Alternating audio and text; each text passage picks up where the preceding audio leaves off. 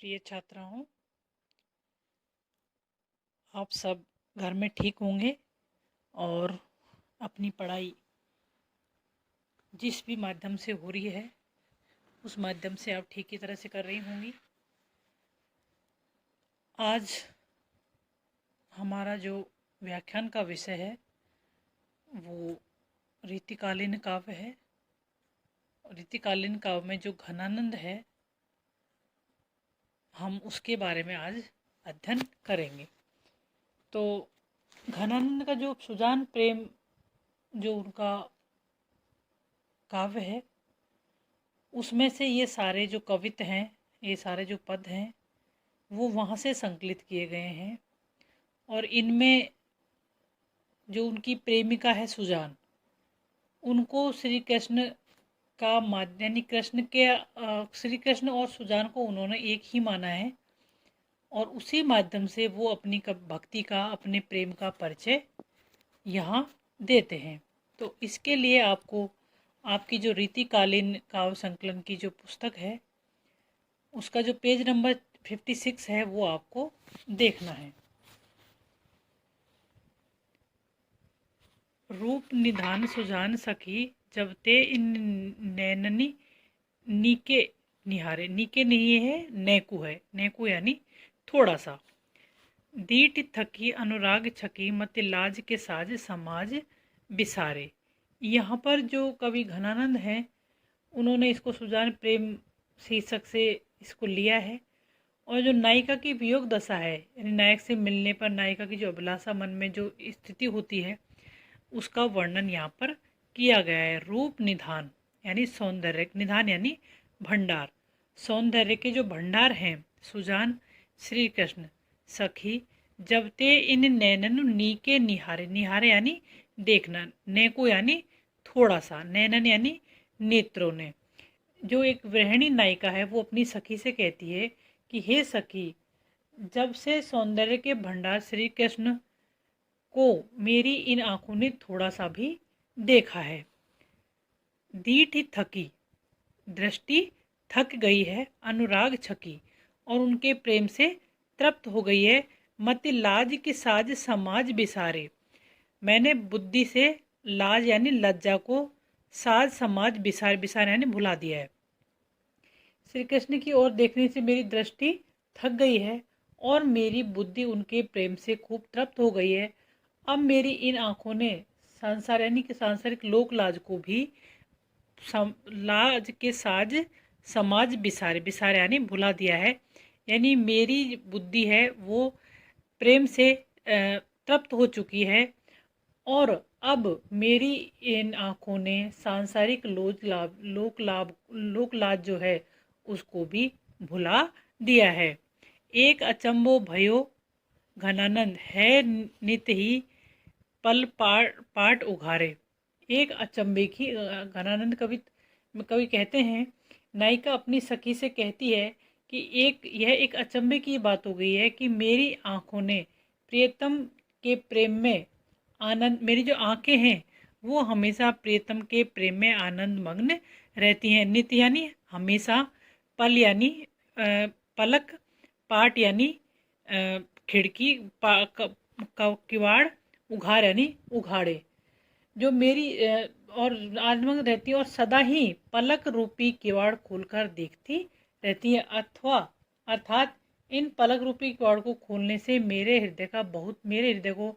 हृदय से हमेशा आनंद ही निकलता रहता है और फिर भी उसमें आनंद की कमी नहीं होती। इसलिए ये आश्चर्य की ही बात है। टारे टरे नहीं, अब तो मैं अपने हृदय को या अपनी दृष्टि को श्री कृष्ण पर से हटाना चाहती हूँ तो भी वो हटती नहीं है। तारे कहूँ सुलगे मनमोहन मोह के तारे, मेरा जो मन है, मेरी जो दृष्टि है वो हमेशा श्री कृष्ण की ओर ही लगी रहती है। रोकना चाहती हूँ परंतु ये मेरी आंखें इस काम से टालने पर भी नहीं टलती। इस कारण जो मेरा हृदय है प्रियतम श्री कृष्ण के प्रेम में सुलगता रहता है। विरह भावना उसके हृदय में हमेशा बनी रहती है, अर्थात उनके प्रेम के वशीभूत होकर मुझे विरह व्यथा हमेशा ही भोगनी पड़ती है।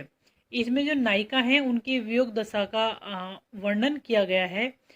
और यहाँ जो सुजान शब्द है वो प्रियतम कृष्ण के लिए प्रयुक्त हुआ है, परंतु इसमें कवि की प्रियतमा का भी संकेत मिलता है।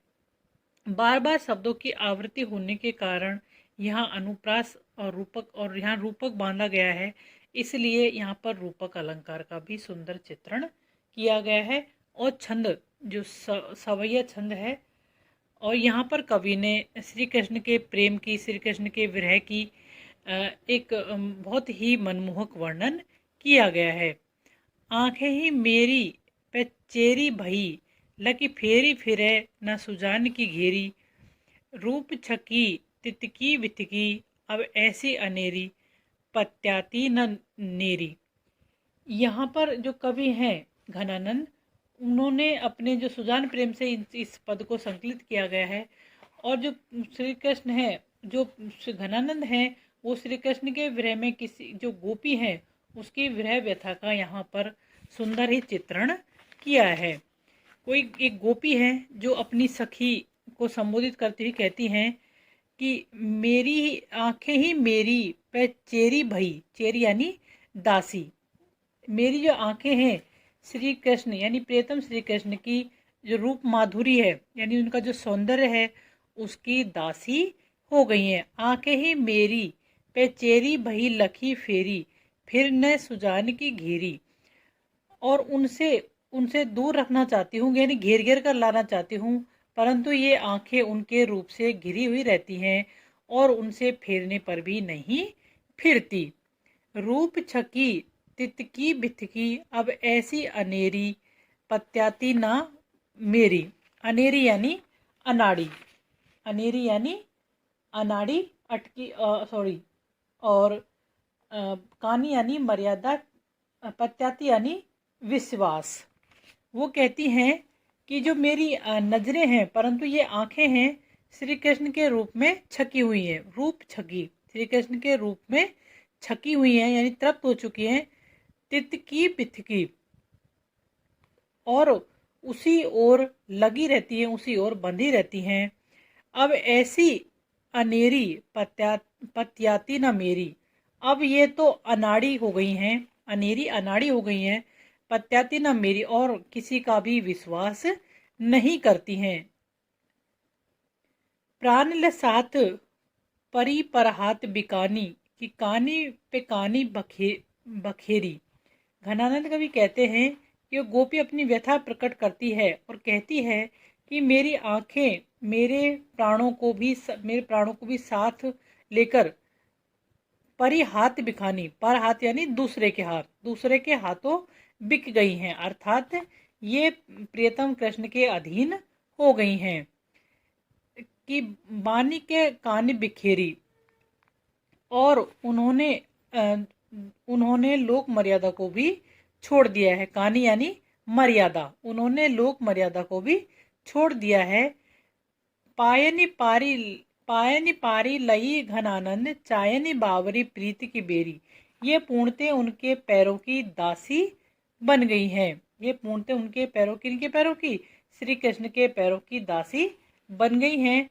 और रूपासक्ति में, उनकी रूप की आसक्ति में उन्मुक्त होकर प्रेम प्रीति बेरी, प्रेम की जंजीरों में एकदम जकड़ गई हैं, प्रेम की जंजीरों में एकदम जकड़ गई हैं।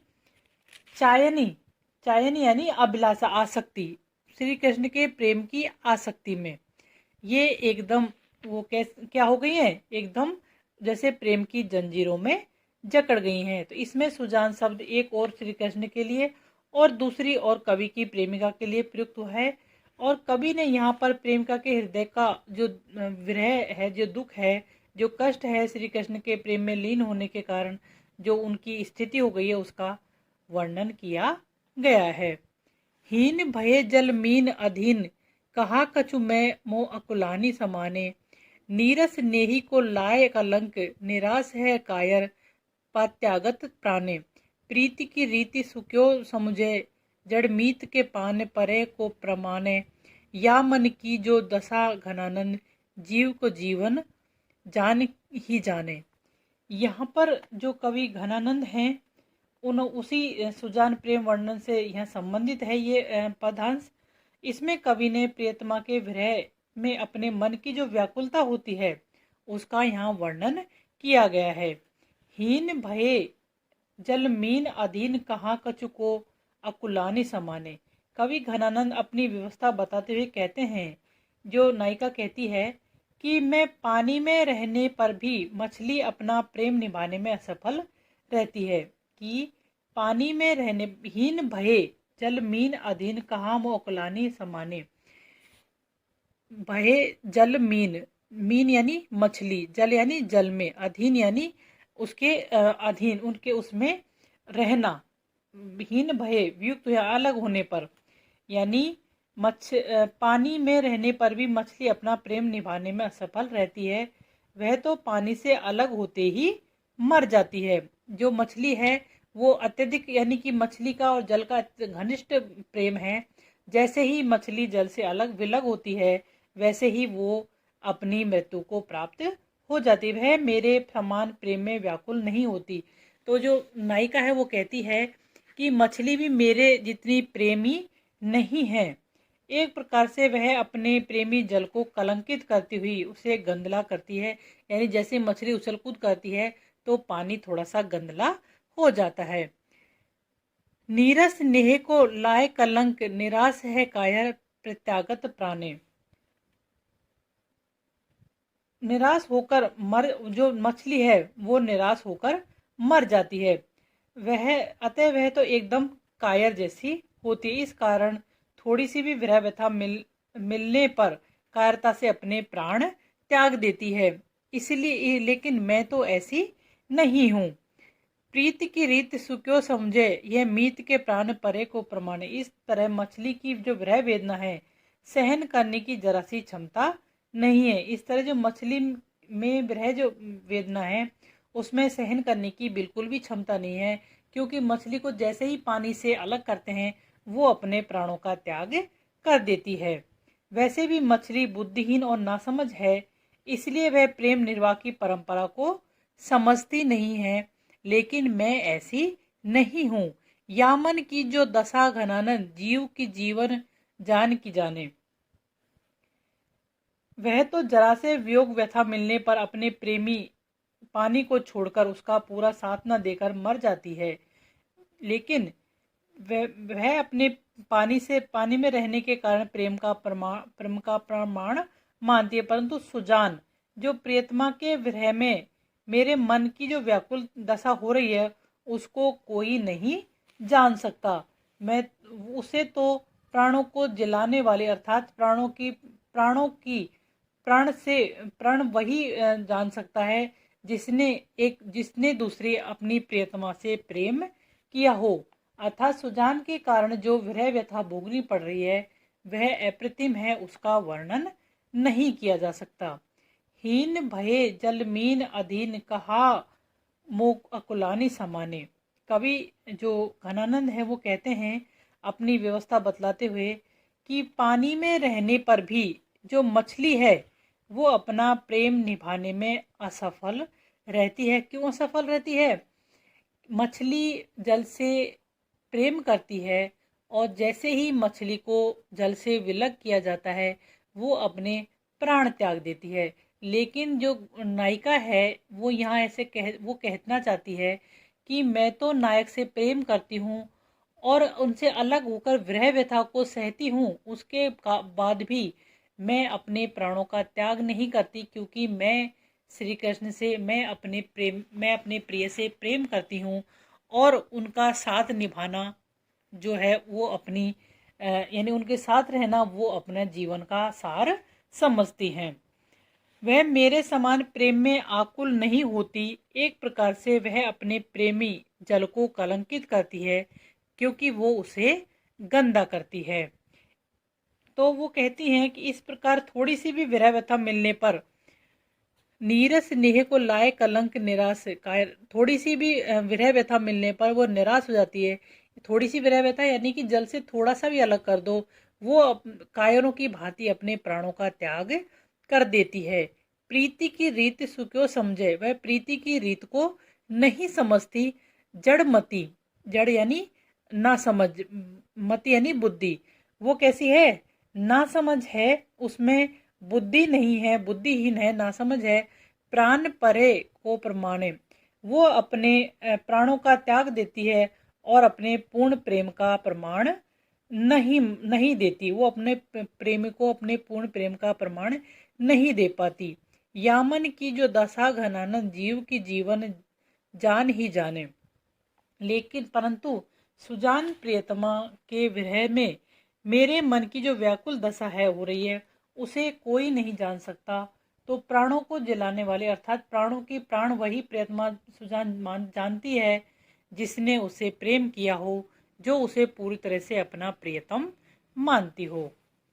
यहाँ पर भी जो श्री कृष्ण है और जो उनकी जो प्रेमिका है सुजान, उसका जो उनका वर्णन किया गया है उनको एक ही मानकर, और श्री कृष्ण को ही सुजान मानने पर कवि यहाँ प्रेम भक्ति और उनका जो विरह का वर्णन है वो यहाँ पर करते हैं। मीत सुजान अनीति करो, जिन हाहन हुजिए मोही अमोही। दीठ को और कहूँ नहीं ठोरी ठोर, फिर ठग रावरे रूप की दोही।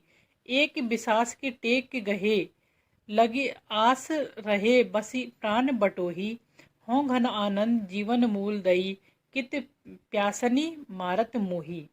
यहाँ पर जो घनानंद कवि हैं, यहाँ पर जो उसमें जो अपनी प्रेमिका की, अपनी प्रिय के प्रति एक निष्ठ जो प्रेम होता है, एक निष्ठ अनन्यता होती है, उसका यहाँ पर वर्णन किया गया है।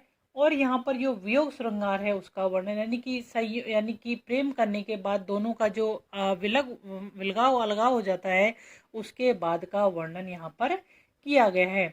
मीत सुजान अनीति करो, अनीति यानी अन्याय।